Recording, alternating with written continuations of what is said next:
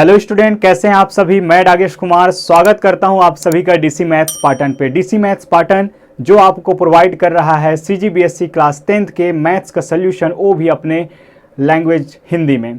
तो आज की इस टॉपिक में हम देखने वाले हैं इस चैप्टर नंबर 3 का जो एप्लीकेशन है, अर्थात जो हमने क्वाड्रेटिक इक्वेशन पढ़े हैं उनका हमारे दैनिक जीवन में क्या हम उपयोग कर सकते हैं। जैसा कि हमने पिछले चैप्टर के दौरान देखा कि अनेक सिचुएशन हमें मिलते थे, किसी के पैर और आंख बता दिए जाते थे तो हम उसके कितने नंबर में हैं उनकी संख्याएं पता कर लेते थे, है ना। एजेस में देखे हमने, बहुत सारे तरीके से हमने क्वेश्चन सॉल्व किया है। वैसे ही यहाँ सॉल्व करेंगे, लेकिन यहाँ पे कुछ रिस्ट्रिक्शन होगा, जो कि होगा पहला नंबर एक चर। आपको जो इक्वेशन बनाने होंगे, जो इक्वेशन आप फॉर्म करेंगे उसमें कितने वेरिएबल होंगे, केवल 1 वेरिएबल होगा। और दूसरा चीज होगा कि एक क्वाड्रेटिक इक्वेशन आपको बनाने होंगे। वहां पे क्या था, लीनियर इक्वेशन, यहाँ पे क्वाड्रेटिक इक्वेशन। चलिए देखते हैं इस तरह के क्वेश्चन से हमें कैसे निपटने हैं। तो पहले नंबर क्वेश्चन पे हम देखते हैं एग्जाम्पल नंबर 4, जो कि है आपका, यदि एक संख्या और उसके व्युत्क्रम का योग 2 सही 1/30 है तो संख्याएं ज्ञात कीजिए। क्या, यदि एक संख्या, कोई संख्या होगा और उसके व्युत्क्रम, व्युत्क्रम का अर्थ है उसको पलट दें तो क्या हो जाएगा, 1 के अपॉन में हो जाता है। तो उनका जो योग है वो क्या है, 2 सही 1/30 है। तब हमें संख्याएं ज्ञात करनी हैं। केवल इतना डेटा दिया गया है, इसके हेल्प से आपको क्या करना है, संख्याओं को पता लगाना है। आइए देखते हैं अब इस संख्याओं को हम कैसे पता लगा सकते हैं। और 1 वेरिएबल ही हमें लेना है तो हम कैसे लेंगे। सबसे पहली बात हो रही है एक संख्या की और उसी के व्युत्क्रम की। सारा खेल किसका है, एक संख्या की। तो हम क्या मान लेंगे कि वह संख्या कौन सा होगा, x होगा। कि माना कि ये है आपका एग्जाम्पल नंबर 4, एग्जाम्पल 4 हम मान लेंगे, माना कि वह संख्या x है। जब यह संख्या x है तब इसका व्युत्क्रम क्या होगा, इसलिए संख्या का व्युत्क्रम बराबर 1/x या 1/x होगा। अब प्रश्नानुसार जो बातें बताई जा रही है हम उसको यहाँ पे लिख देते हैं। प्रश्नानुसार इनका कहना है कि इन दोनों का योग कितना है, इन दोनों का योग है 2 सही 1/30। तो कर देते हैं योग, x + 1/x = 2 सही 1/30। आइए स्टूडेंट इसको सॉल्व करते हैं। क्यों, क्योंकि जैसे ही हम सॉल्व करेंगे हमें क्या मिलेगा, एक द्विघात समीकरण मिलेगा। और द्विघात समीकरण को हल करना अभी तक हमने सीख लिया है। तो यहाँ से क्या हो जाएगा, ये यहाँ से हो जाएगा x × x क्या हो जाएगा, x² और +1/x। आई होप आप लोगों को ये अब सॉल्व करना आ जाता होगा। चलिए यहाँ इसको सॉल्व करेंगे तो ये क्या होगा, 30 × 2 60 और 60 + 1 क्या हो जाएगा, 61/30। इसी तरह सॉल्व किया जाता है आपके मिश्र भिन्न को। मिश्र भिन्न है, मिक्स फ्रैक्शन को कैसे सॉल्व करते हैं कि ये जो होता है आपके डिनोमिनेटर में, उसको आप जो सामने में लिखी संख्या से मल्टीप्लाई करते हैं और न्यूमरेटर की संख्या के साथ क्या कर देते हैं, ऐड कर देते हैं। अब क्रॉस मल्टीप्लाई करते हैं। तो क्रॉस मल्टीप्लाई जब हम करेंगे तो 30 का x² + 1 से होगा तो ये हो जाएगा 30x² प्लस 30 का 1 से होगा तो ये हो जाएगा 30 = 61 का x के साथ होगा तो 61x। आइए अब इसको एक क्वाड्रेटिक इक्वेशन अर्थात ax² + bx + c के फॉर्म में लेके आते हैं। तो 61x² इधर चल के आएगा तो क्या हो जाएगा, 30x² - 61x + 30 = 0। ये रहा हमारा क्वाड्रेटिक इक्वेशन। अब इस इक्वेशन को सॉल्व करेंगे और x के वैल्यू लेके आएंगे। अब अतः गुणनखंडन विधि से क्या होता है, गुणनखंडन विधि से मध्य पद को तोड़ना। तो कैसे टूटेगा, सबसे पहले a × c करना। आप जानते हैं इसका अगर हम तुलना किससे करेंगे, व्यापक रूप से या मानक रूप ax square plus B X plus C से, तो a और ये रहा b और ये रहा c, a इंटू सी करके हम करते हैं, सारी चीज़ें पता है। तो a इंटू सी करने पर क्या आ जाएगा, यहाँ पे आ जाएगा आपका 900। अब 900 का हमें ऐसे दो नंबर्स फाइंड करने होते हैं जिनका मल्टीप्लिकेशन क्या हो, 900 हो, और उनका एडिशन या सब्ट्रैक्शन क्या हो, हमें मिले 61 या -61। माइनस का जो चक्कर है उसमें अभी नहीं पढ़ना है, माइनस को छोड़ देना है हमें थोड़ी देर के लिए। 61 हम फोकस में रखेंगे। तो देखते हैं, तो इसके लिए हम क्या करते हैं कि इस 900 का क्या कर लेते हैं, फैक्टर्स फाइंड कर लेते हैं। तो यहाँ पे दिखाई दे रहा है 0, तो बड़ा सा अगर हम 5 से भी ले जाएं, 2 से ज़रूरी नहीं है क्योंकि 2 से आपका बहुत सारा नंबर मिल जाएगा। तो हम डायरेक्ट अगर 5 से ले जाएं तो ये कितना से 5 1 ज़ा, यहाँ पे बचेगा 4, तो ये 40, 5 8 ज़ार और 5 0 ज़ार। फिर 5 से जा सकता है तो ये जाएगा 5 3 ज़ार और 5 6 ज़ार। यहाँ से क्या हो जाएगा, 6 टाइम्स 6 से चला जाएगा 6 टाइम्स, और फिर ये 1 टाइम्स। तो इस तरीके से मेरे पास 4 जो नंबर्स हैं वो मिल गए हैं। कौन कौन से, 5 इंटू 5 इंटू 6 इंटू 6।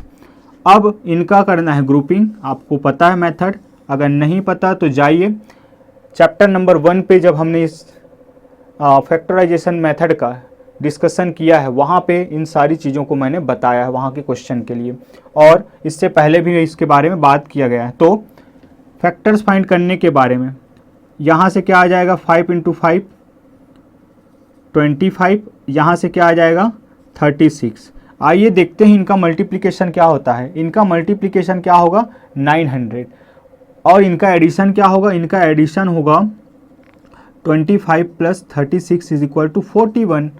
मतलब कि यही वे दो नंबर हैं जिनकी हमें तलाश थी, लेकिन हमें क्या चाहिए, सॉरी ये आएगा 61, हमें क्या चाहिए, हमें तो -61 चाहिए। माइनस कब आएगा, अगर हम -25 और -36 अगर करते हैं तो क्या मिल जाएगा, -61 एग्जैक्टली। तो यही हमारे काम की चीज़ें हैं। चलिए वहाँ पे अब इस चीज़ को अप्लाई करते हैं। तो क्या हो जाएगा, इस तरीके से यहाँ से मैं लिख सकता हूँ कि 30x square minus 25x minus एक नंबर और क्या है मेरा 36 minus 36x plus 30 equal to 0।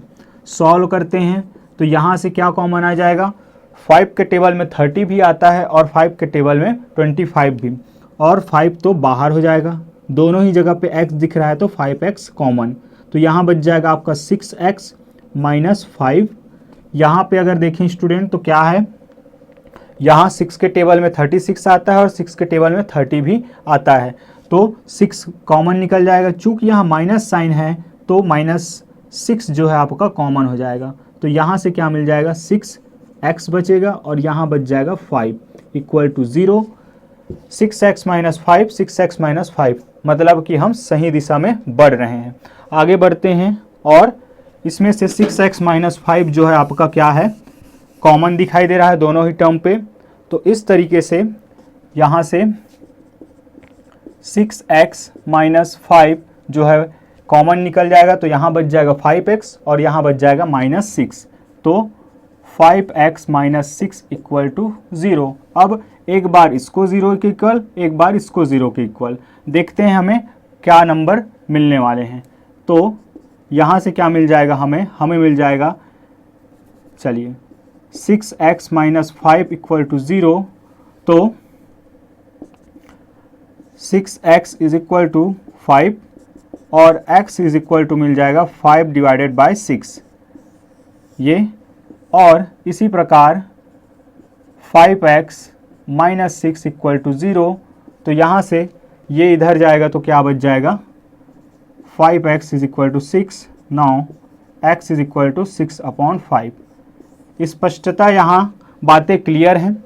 अगर मैं वो नंबर क्या मान लूँ, x इज इक्वल टू 5/6 है, क्योंकि x के दो वैल्यू हैं, तो x इज इक्वल टू 5/6 मानता हूँ, तो दूसरा नंबर क्या होगा 6/5, इसका रेसिप्रोकल, इसका व्युत्क्रम 5/6 तो 6/5, 6/5 मानता हूं तो 5/6। क्या बातें समझ में आई? बिल्कुल। तो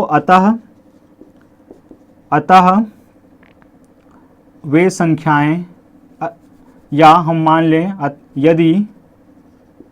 यदि वह संख्या x बराबर 5/6 तब संख्या का व्युत्क्रम बराबर 6/5। यही हमारा आंसर होगा कि इन दोनों को जोड़ने पर कितना आता है, 2 सही 1/30। चाहे तो आंसर आप चेक कर सकते हैं, वही हमें मिलेगा। चलिए बढ़ते हैं आगे और देखते हैं हम अगले क्वेश्चन की ओर, एग्जाम्पल नंबर 5 को। एग्जाम्पल नंबर 5 की अगर बात करें तो यहाँ पे बड़ा ही अच्छा क्वेश्चन है आपसे रिलेटेड। आई होप आप लोग सभी लोग शतरंज खेलते होंगे। आप में से कितने लोग हैं जो शतरंज खेलते हैं? अगर खेलते हैं तो ज़रूर कमेंट पे ज़रूर बताइएगा। मुझे तो अभी तक आता नहीं। तो देखें कि क्या कहना है यहाँ पे और क्या क्वेश्चन मिल रहा है इससे रिलेटेड। तो एक शतरंज के बोर्ड के 64 वर्गाकार खानों में प्रत्येक खाने का क्षेत्रफल 6.25 वर्ग सेंटीमीटर है। इस बोर्ड के चारों तरफ 2 सेंटीमीटर बॉर्डर के चौड़ाई के बॉर्डर बने हुए हैं।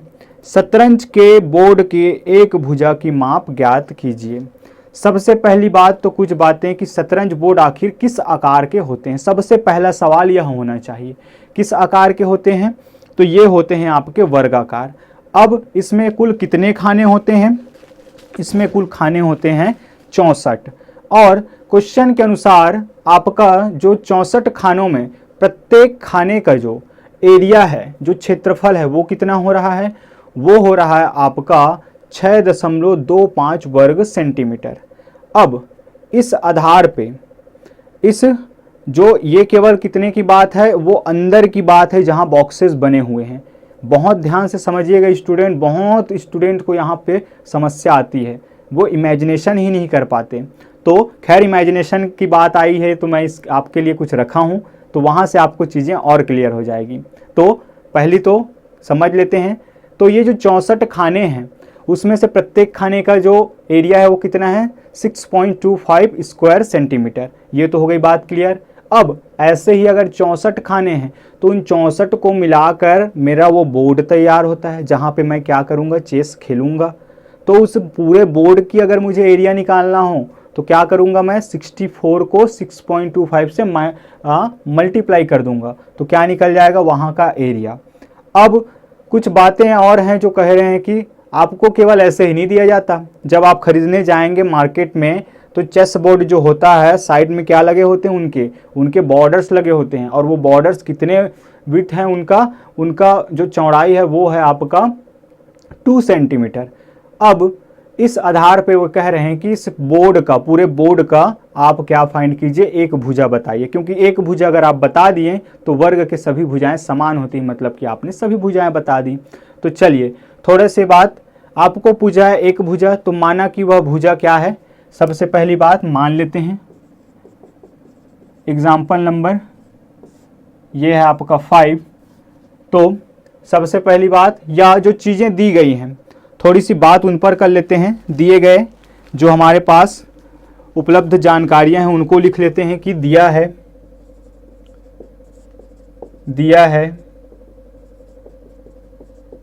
शतरंज बोर्ड में कुल खानों की संख्या बराबर 64 तथा प्रत्येक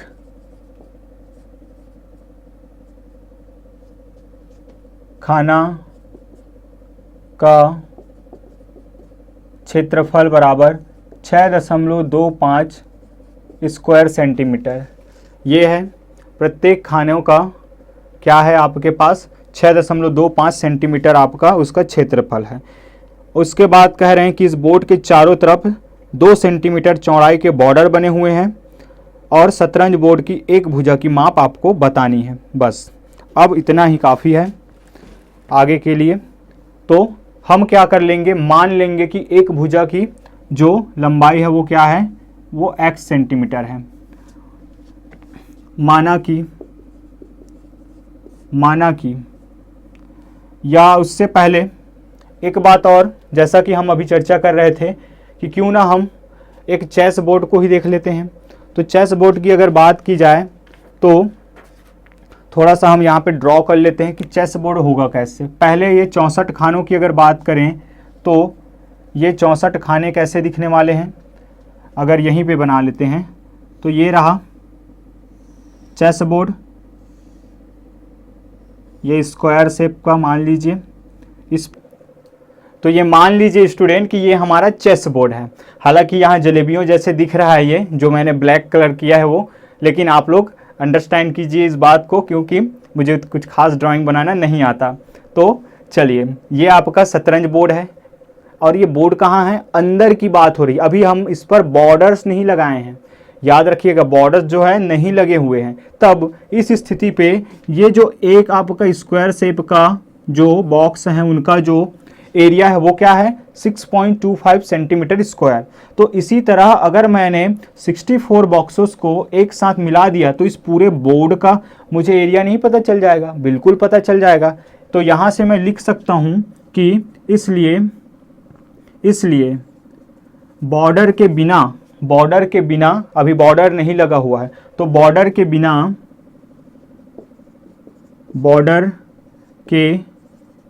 बिना शतरंज बोर्ड की क्षेत्रफल क्या हो जाएगा, बराबर 6.25 गुणित 64, तो ये हो जाएगा आपका 400 सेंटीमीटर स्क्वायर, ये आ जाएगा। अभी बॉर्डर्स नहीं लगे हुए हैं तब की बात है। चलिए अब इसमें हम बॉर्डर्स लगाते हैं, और बॉर्डर्स का जो विड्थ है वो कितना है, वो है आपका 2 सेंटीमीटर। तो यहाँ से जब मैं बॉर्डर लगाता हूँ तो यहाँ से कितना 2 सेंटीमीटर पे एक बॉर्डर लगेगा, इस तरीके से ये लगा दिए। 2 सेंटीमीटर इधर भी लगेगा, तो 2 सेंटीमीटर इधर भी लगेगा और 2 सेंटीमीटर इधर भी लगेगा। इस तरीके से यहाँ पे बॉर्डर जो है लगाए जाएंगे। तो अब जो है इस पूरे चेस बोर्ड का, ये पूरा बोर्ड तैयार है, इस पूरे चेस बोर्ड का हमें कोई एक साइड बताना है। आइए देखते हैं अब इसको हम कैसे करने वाले हैं। इसकी अगर चौड़ाई की बात की जाए तो ये है आपका 2 सेंटीमीटर। चलिए फिर से देख लेते हैं एक बार क्या कहानी है कि ये अगर आप देख पा रहे हो तो ये आपका चेस बोर्ड है, यहाँ पे ये लगे हुए हैं बॉर्डर्स, और हमने कहा कि पहली बात तो ये जो आपके 64 क्या दिखाई दे रहे हैं, आपको बॉक्सेस दिखाई दे रहे हैं, स्क्वायर शेप दिखाई दे रहे हैं। इनका जो एरिया होता है इस वाले भाग की वो क्या है, केवल इस पेपर को देखिए, इस वाले भाग की वो है आपका 400 स्क्वायर सेंटीमीटर। अब इन बॉर्डर्स के लगने के कारण ये थोड़ा बड़ा हो गया, ये बड़ा हो गया तो स्क्वायर शेप ही रहेगा, क्योंकि सभी तरफ हमने क्या किया है 2 सेंटीमीटर का ही बॉर्डर लगाया है। तो अब इस स्थिति में इसका एक साइड हमें बताना है, और प्रत्येक बॉर्डर कितने चौड़ाई के हैं 2 सेंटीमीटर के। तो हम क्या मान लेंगे कि माना कि उसकी एक भुजा क्या है x है, x सेंटीमीटर है। क्या बातें समझ में आ रही हैं, बिल्कुल आप ध्यान से देख लीजिए इसको, क्या बातें समझ में आ रही हैं कि ये रहे बॉर्डर्स, जब बॉर्डर्स नहीं तो इसका एरिया है आपका 400 स्क्वायर सेंटीमीटर। बॉर्डर्स लग गए तब हमें क्या करना है कि इसका अब हमें लेंथ पता करना है कोई भी एक साइड का। चलिए मान लेते हैं, माना कि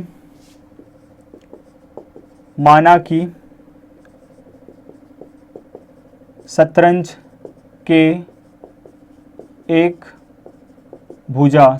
बोर्ड के एक भुजा की लंबाई x सेंटीमीटर है, तो ये जो भुजा है ये पूरी भुजा कितना है x सेंटीमीटर है। यहाँ से लेकर यहाँ तक आपका कितना है, x सेंटीमीटर है। ये पूरा ये पूरा ये पूरा ये पूरा x सेंटीमीटर। अब जो कहानी है, जो समझने वाली बात है, अब ये है कि हम आखिर रिलेट कैसे करेंगे। डेटा हमें बताया गया है इस अंदर के, और बाहर का हम मान लिए हैं x, तो आखिर रिलेट कैसे करेंगे। तो रिलेट इस प्रकार से करेंगे कि ये टोटल आपका कितना है, x सेंटीमीटर। हमने क्या किया है, 2 सेंटीमीटर इधर बढ़ाया है। कहाँ से, हमारे शतरंज बोर्ड जहाँ हम क्या करेंगे, शतरंज खेलेंगे, वहाँ से 2 सेंटीमीटर इधर की ओर बढ़ाया, 2 सेंटीमीटर इधर की ओर बढ़ाया। मतलब कि टोटल कितने इंक्रीज किए हैं हम लेंथ को, 2 + 2, तो कितना हो जाएगा, 4 सेंटीमीटर। देखिए स्टूडेंट, हमने क्या किया, 2 सेंटीमीटर इधर बढ़ाया, 2 सेंटीमीटर इधर बढ़ाया। कहाँ से, यहाँ से। इसके बारे में हम नहीं जानते कि इसका जो अंदर वाले भाग है, ये जो स्क्वायर शेप है, उसका एक साइड कितना है, लेकिन हम जानते हैं कि इसका एक साइड x है। तो इस x में से 2 सेंटीमीटर मैं इधर से घटा दूं, 2 सेंटीमीटर मैं इधर से घटा दूं, अर्थात टोटल मैं अगर 4 सेंटीमीटर घटा दूं तो क्या मेरा ये लेंथ नहीं आएगा। कहने का अर्थ है, ध्यान से समझिएगा, ये अगर एक साइड है, यहाँ से ये 2 सेंटीमीटर बढ़ा, ये 2 सेंटीमीटर बढ़ा, यहाँ से टोटल लेंथ है इसका x। तो इसमें से अगर मैं ये हटा दूं, ये हटा दूं, किसमें से, x में से, तो जो बच जाएगा वो कितना भाग होगा मेरा, ये वाला भाग होगा। और इसी भाग का मुझे एरिया पता है। और अगर मैं इसका एक साइड निकाल लूं, तो स्क्वायर शेप है, तो साइड इंटू साइड करके मैं एरिया से रिलेट करके क्या फाइंड कर लूँगा, मैं फाइंड कर लूँगा आपके इक्वेशन। आइए देखते हैं कैसे करना है। तो इस तरीके से हम कह सकते हैं कि इसलिए बॉर्डर सहित या बॉर्डर के साथ शतरंज बोर्ड की एक भुजा की लंबाई बराबर कितना हो जाएगा, x में से 2 सेंटीमीटर जो बढ़ाए हैं उसको माइनस करेंगे दोनों तरफ से, तो x - 4 centimetre.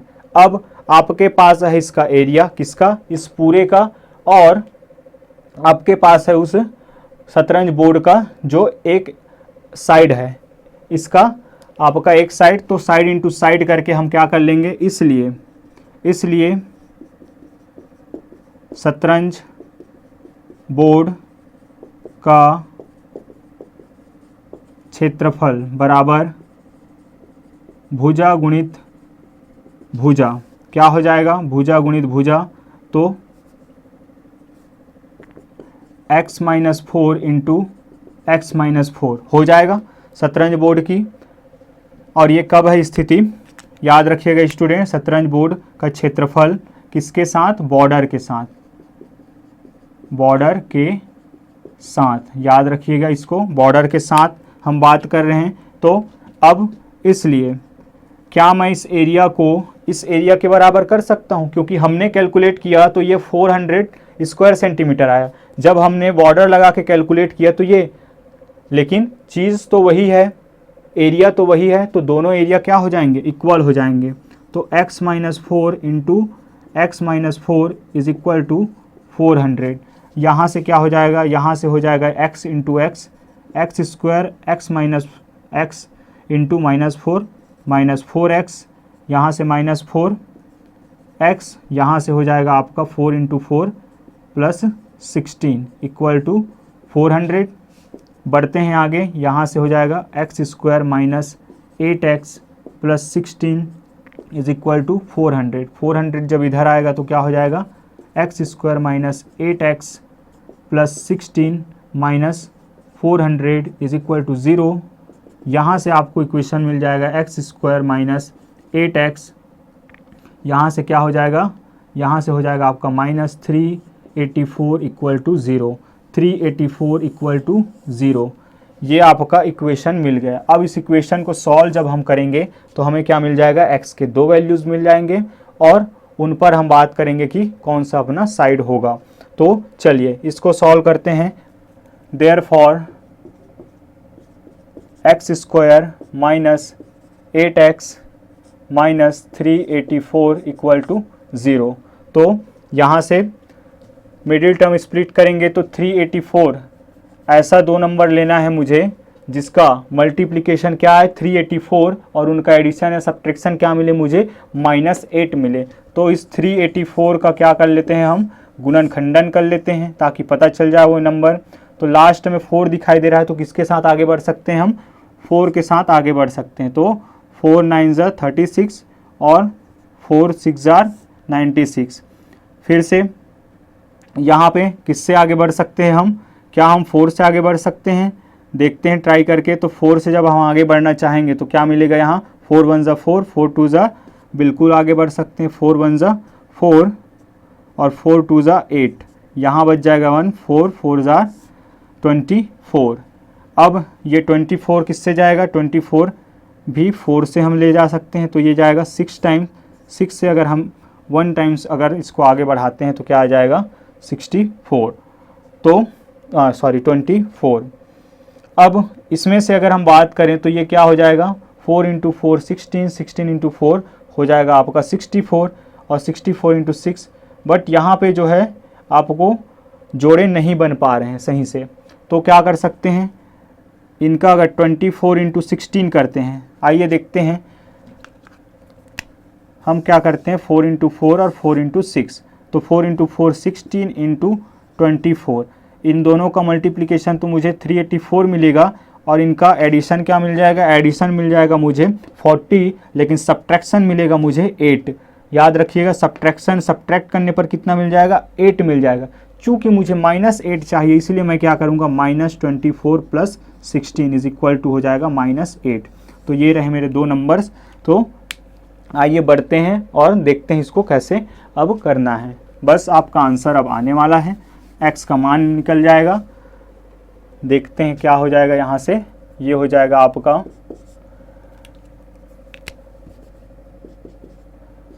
X square minus क्या क्या 24x प्लस क्योंकि माइनस में मुझे चाहिए 16x माइनस 384 इक्वल टू 0।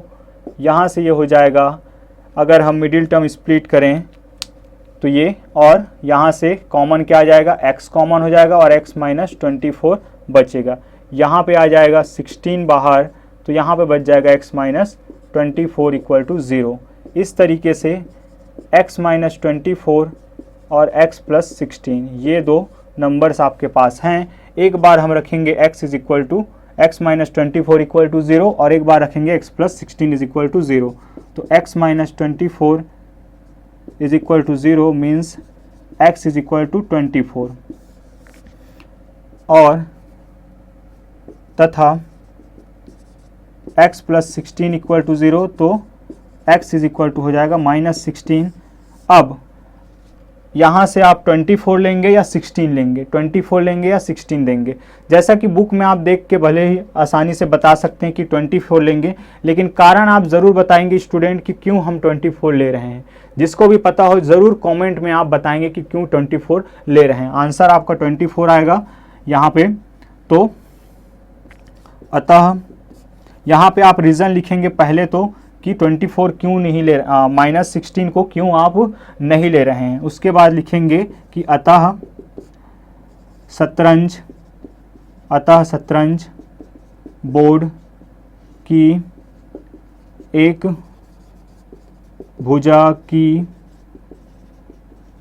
लंबाई बराबर कितना 24 सेंटीमीटर। ये आपका आंसर हो जाएगा, ये आपका आंसर हो जाएगा।